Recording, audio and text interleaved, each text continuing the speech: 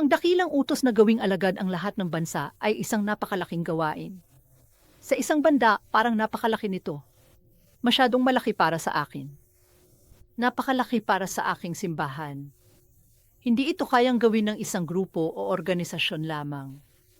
Imposibleng magawa ito ng mag-isa. Kaya ano ang sagot?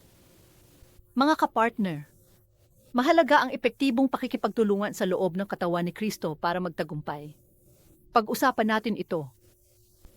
Sa pamamagitan ng pakikipagtulungan, mas marami tayong nagagawa ng sama-sama kaysa kung mag-isa lang tayo. Nakikinabang tayo sa nakabahaging resources, kadalubhasaan at sa paghihikayat at suporta ng mga kapwa mananampalataya. Mahalaga ang pagkakaisa. Nais ng Diyos ang pagkakaisa. Iniutos niya na magtulungan tayo upang matupad ang kanyang misyon.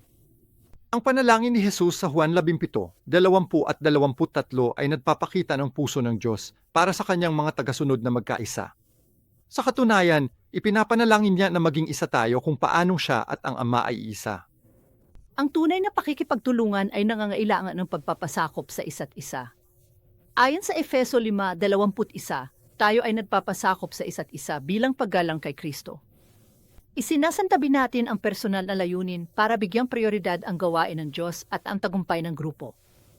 Ano ang sikreto ng isang magandang koponan o magandang pagsasama? Pagpapasakop sa isa't isa. Hindi laging madali ang pakikipagtulungan.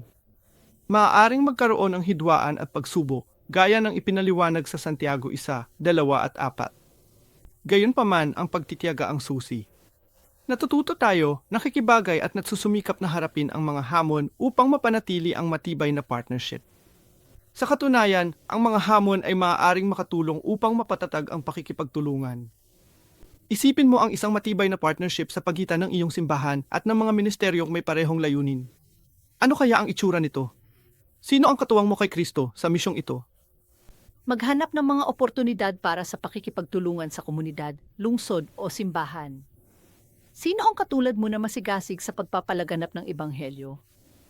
Isipin ang kamanghamanghang pagbabago na maaaring mangyari sa inyong komunidad kapag ang iba't ibang grupo ay nagsama-sama, nagkakaisa sa layunin at nagtutulungan para sa dakilang utos.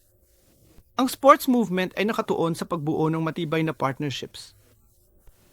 Sumali sa amin, magtulungan tayo na ibahagi ang pag-ibig ni Kristo gamit ang palakasan. Sama-sama nating tuparin ang dakilang utos at makita ang pagbabago ng buhay.